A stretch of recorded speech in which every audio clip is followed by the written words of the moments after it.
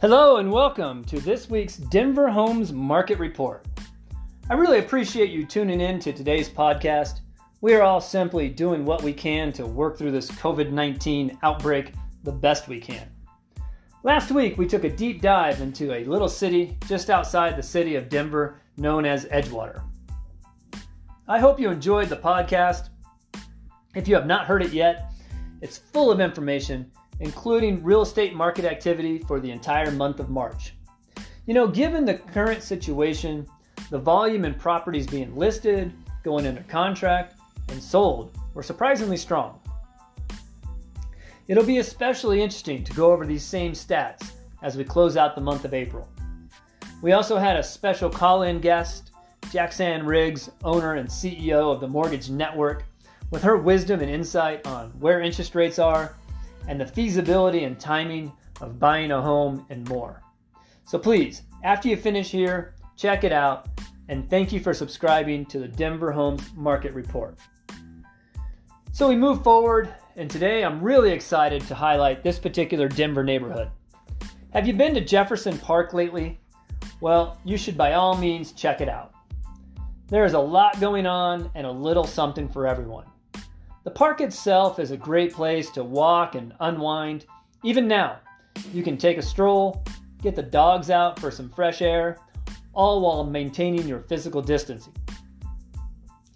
After you and the pups have enjoyed the park, it's worth the time to take a walk down History Lane, known as the River Drive Historic District. If you're an architectural history buff, you'll love the mix of homes which represent the architectural trends spanning over 38 years, dating back to Denver's early Victorian history.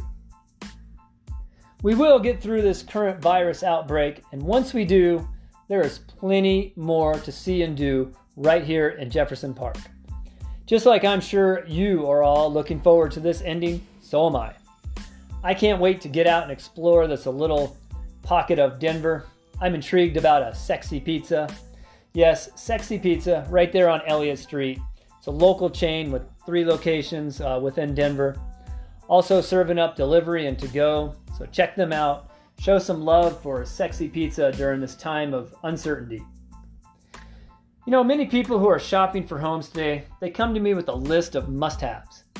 These tend to be the top priorities for that particular buyer. Now, the list varies depending on my buyer. However, the list almost always includes the access to at least a few retail options near their new home. These must-haves usually include places such as a local coffee house, a hair salon, a restaurant, bar, or brewery. Jefferson Park delivers on all those and more. That brings up another thought in my head: being close to public transportation. Many of today's home buyers have it on their list of priorities. Their new home must be close to public transportation. Like city close without being in the city. Jefferson Park being right along I-25, just a short bike ride or a hop on the bus or light rail, you can quickly be in the middle of downtown, whether your destination be a baseball game, the theater, a Nuggets or Avs game at the Pepsi Center, or other downtown destination. Jefferson Park is a unique location close to it all.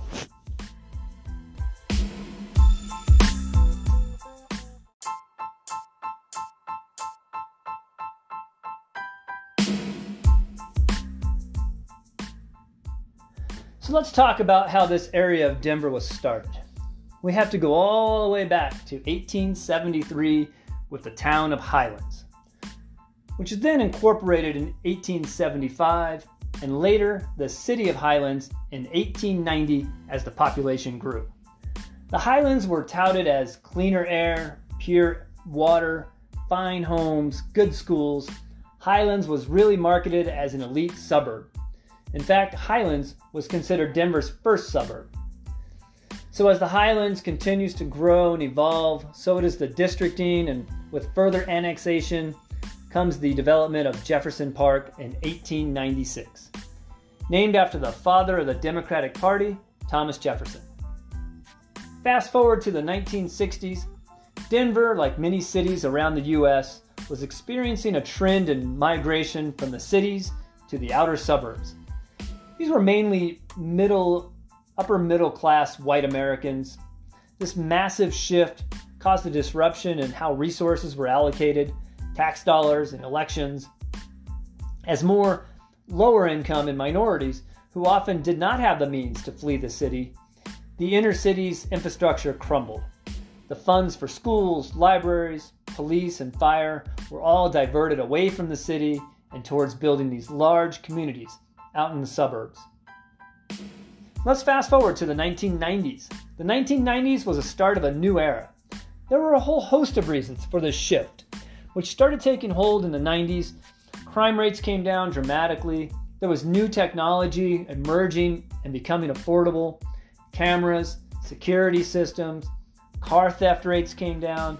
Police were using data to better allocate resources to crime-ridden areas. All this, along with communities organizing in neighborhood watch programs, there were a whole host of elements coming into play around this time.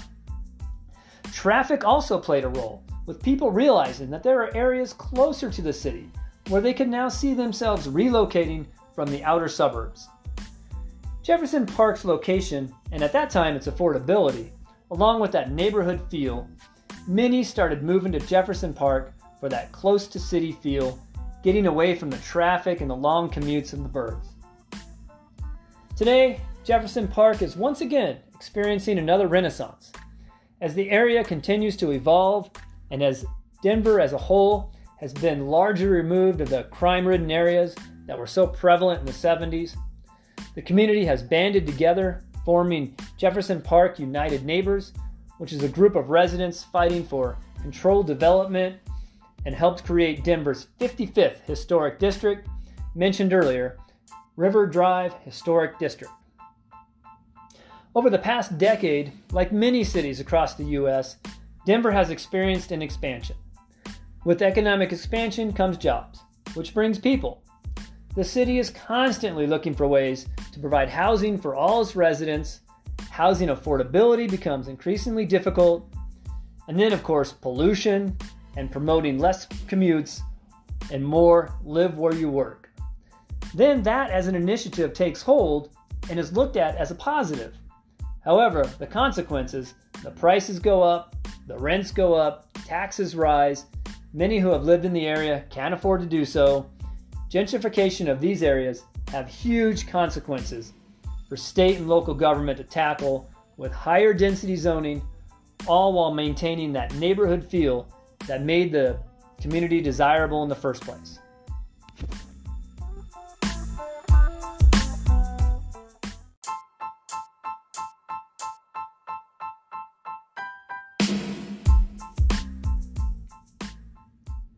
So far, we've had a discussion regarding Jefferson Park and its not-so-humble beginnings, the rise of the post-war of the 1950s, and the fall and increased crime and despair through the 60s and 70s, and the Renaissance, which has continued and has been strengthened with community involvement and historic preservation activism. So where are we today? About this time in our discussion, you may be saying to yourself, this sounds like a neighborhood that I should take a closer look at. So with that thought in mind, I figured I'd pull up some real estate data to share with you. I took a few minutes to cruise through our professional database to see what the current housing inventory looks like. There are currently 33 homes available for sale. The most expensive home I found was listed at 2057 Elliott Street. This is a half duplex built in 2007. This home features 4 bedrooms, 3 bathrooms, 3,335 square feet of living space, and a 2-car detached garage. This home is listed at $1,150,000. It was listed on April 2nd. So it's been on the market for about a week now. On the other end of the spectrum, we have the least expensive home listed for sale in the neighborhood. This one is a condo listed at 2835 West 24th Avenue, Unit 101. This home features 1 bedroom, 1 bathroom. It's got 724 square feet of living space. There's 1 covered parking space as well. This home was listed on February 10th and is currently listed at $359,900. So from a little over $1.1 million to a little less than $360,000, there is a wide valuation spread in the homes for sale here in Jefferson Park. However, at the time of this podcast, there are no single-family homes currently offered for sale. Denver, like many cities across the nation, have experienced the last 10 years of economic growth. Many single-family homes have been scraped and larger developments have been built. The city continues to grapple with this balancing act of density versus urban sprawl and the effect on affordability. There never really seems to be a solid answer on this, as opinions vary depending on who you talk to. The bulk of homes available for sale in this area fall in the $500,000 to $600,000 range. Typically, you get 2 bedrooms and 2 or 3 baths in that range. A prime example of this is a townhouse I found located at 2333 Elliott Street, listed in that middle price point of $550,000.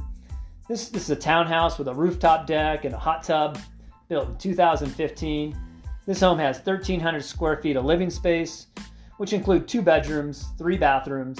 It also has a 2-car attached garage. If you want to know more about these homes, please send me a message through my podcast here, or you can hit me up through my Facebook page, Ricky Schoonover, SCHOONO, V as in Victor, ER, Ricky Schoonover, Nostalgic Homes Group Compass. Send me a private message, include your name, your phone number, and your email. I'll be happy to give you more information on the homes we just talked about, or perhaps you have an area in mind. You may currently own a home, and you want to know more about where you stand in terms of valuation. Whatever the case, direct the questions towards me. I will be sure to get back to you with whatever information you're asking for.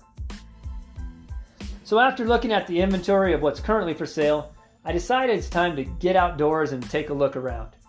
I always like to get out and either walk or bike around a neighborhood. Looking online or even driving around in my car, it just doesn't provide the same feel for the area. So I set out for a nice long walk. I started out with a to-go coffee from 2914 Coffee. I then proceeded along West 23rd to the River Drive Historic District, passing by the Briar Common Brewery and Restaurant.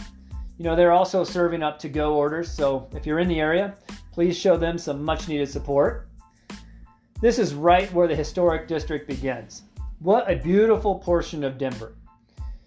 There is a ton of development in progress, and the neighborhood is for sure changing with the times.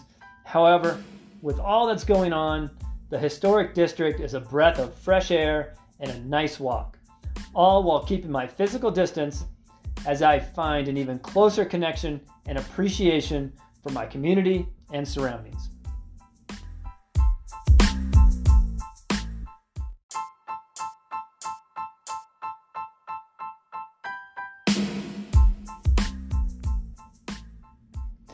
I sure hope you have enjoyed today's podcast even half as much as I have in putting it all together.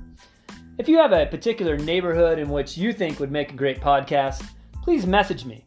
I'd love to explore the neighborhood in which you either love or just want to know more about in regards to the current housing market. You can either message me here or on my Facebook page. Feel free to send in your suggestions. I'll do my best to get to them. That's a wrap for my time here with you today. Please tune in next week as I take on yet another really fun Denver neighborhood.